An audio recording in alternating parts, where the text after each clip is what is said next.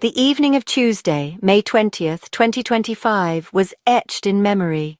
The Etihad Stadium buzzed with a unique energy. Manchester City faced AFC Bournemouth in a crucial Premier League fixture. More than just 3 points were at stake on this night. It was a night for football, for passion, and for farewells. It was Kevin De Bruyne's final home appearance for the club. The final whistle confirmed a 3-1 victory for Manchester City. All eyes were drawn to one man, Kevin De Bruyne. From the very first whistle, Manchester City declared their intentions. They started the match with fierce determination. Their aim was clear: to dominate possession and control the tempo. AFC Bournemouth found themselves under immediate and sustained pressure. The home supporters, filling the Etihad with noise, played their part. They roared their team forward, sensing the importance of a strong start. City's players responded to this energy, moving the ball with purpose and speed. The breakthrough arrived in the 14th minute, a moment of sheer individual brilliance. Omar Marmoush, the dynamic attacker signed from Frankfurt in January, announced his presence emphatically. From a distance of around 30 yards, he unleashed a powerful, dipping shot. The trajectory was perfect. The execution was flawless. It was a goal that sent a wave of elation through the stadium, a strike worthy of the occasion. Kepa Arrizabalaga, Bournemouth's experienced goalkeeper, could only watch in despair. Marmoush's contribution was more than just this stunning goal. He linked play intelligently between the midfield and attack. His energy was infectious, inspiring his teammates. Manchester City did not allow their intensity to drop after Marmoush's opener. They maintained their attacking impetus, relentlessly pushing for a second goal. Their passing was incisive, their off-the-ball movement fluid and intelligent. Bournemouth, despite their efforts, found it increasingly difficult to gain a foothold in the game. City's midfield, orchestrated with typical precision, asserted complete control. The reward for their sustained pressure came in the 38th minute. Bernardo Silva, another of City's creative sparks, added his name to the scoresheet. The goal was a product of excellent teamwork. İlkay Gundogan, ever the astute playmaker, found space down the left. He delivered a clever, well-weighted cut-back pass into the path of the onrushing Silva. The Portuguese international met the ball with perfect timing. His finish was cool and composed, slotting the ball in at the near post. A 2-goal advantage provided City with a comfortable cushion as half-time approached. Throughout the first half and into the second, Kevin De Bruyne was a central figure. He dictated play from midfield, his vision and passing range on full display. He was clearly determined to make his final home appearance a memorable one. Every touch, every pass, every attempted assist from the Belgian was met with enthusiastic cheers from the appreciative crowd. The inevitable moment arrived in the 69th minute of the match. The fourth official's board was raised, displaying De Bruyne's number. A wave of emotion, a mixture of sadness and gratitude, swept across the Etihad Stadium. As De Bruyne made his way towards the touchline, every single person in the stadium rose to their feet. The applause was deafening, a sustained roar of admiration and affection. He acknowledged the fans, clapping them in return, a hint of emotion visible on his face. He had given so much to Manchester City, and in this moment, the supporters gave back their heartfelt thanks. His departure from the pitch was a slow, deliberate walk. He embraced his teammates, sharing brief words. It was a poignant and highly charged moment, signifying the end of an extraordinary era for both the player and the club. Even as the emotional farewell to De Bruyne unfolded, the match itself remained a keenly contested affair. The intensity did not wane in the second half. Bournemouth, to their credit, did not give up. They attempted to fight their way back into the game, showing spirit and determination. The midfield became an increasingly fierce battleground.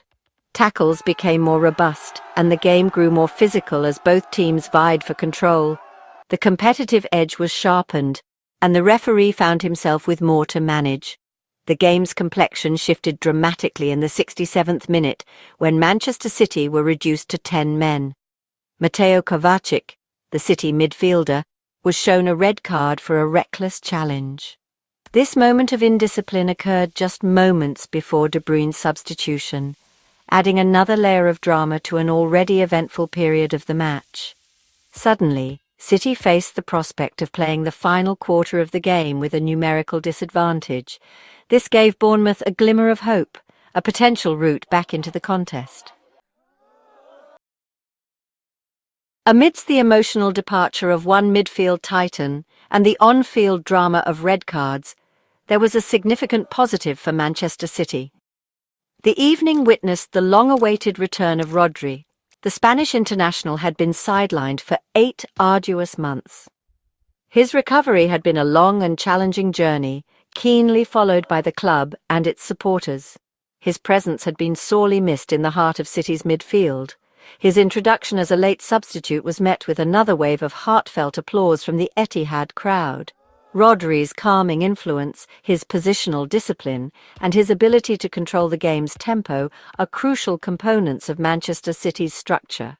His return was a welcome sight for everyone associated with the club. The significance of Rodri's return extended beyond this single match. It offered a significant boost to City's spirits as they approached the crucial final phase of the season. Even when reduced to 10 men, Manchester City continued to pose a significant attacking threat. Their inherent attacking philosophy did not waver. They pressed forward, looking to create further chances and put the result definitively beyond Bournemouth's reach. The game, despite City's earlier dominance, still felt alive, particularly after the red cards had disrupted the flow. City's players were determined to secure the victory emphatically, leaving no room for a late Bournemouth comeback. The decisive blow came in the 89th minute, courtesy of Nico Gonzalez. The young attacker effectively sealed the 3 points for Manchester City with a well-taken third goal. It was a moment of individual skill and composure. Gonzalez embarked on a purposeful run from a deep position, carrying the ball confidently towards the Bournemouth penalty area. He showed excellent close control and pace, driving at the retreating defenders. As he approached the edge of the box, Gonzalez unleashed a powerful whipping shot.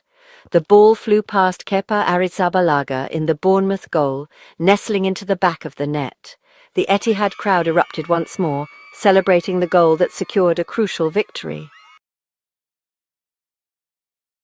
Once the intensity of the match subsided with the final whistle, the spotlight returned squarely to Kevin De Bruyne.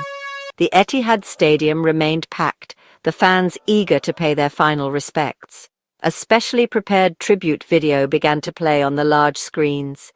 It was a montage celebrating King Kev, showcasing his incredible journey with Manchester City. The footage highlighted his numerous trophies, his breathtaking assists, his spectacular goals, and the sheer magic he brought to the pitch over 10 remarkable years. Then, De Bruyne himself stepped onto the pitch, microphone in hand, to address the adoring crowd. He spoke with genuine emotion, his words resonating deeply with everyone present. "Manchester is home," he declared, his voice thick with feeling.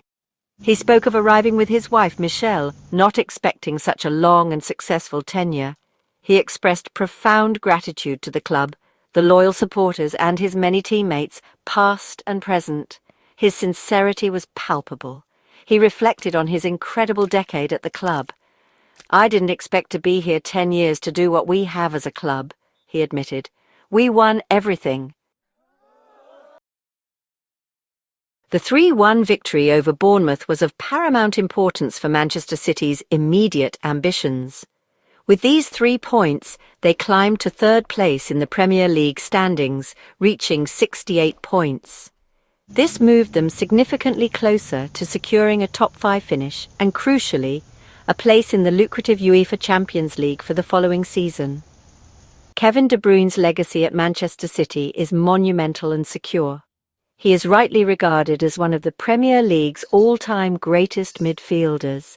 For a decade, he was the creative heartbeat of a City side that achieved unprecedented levels of domestic dominance.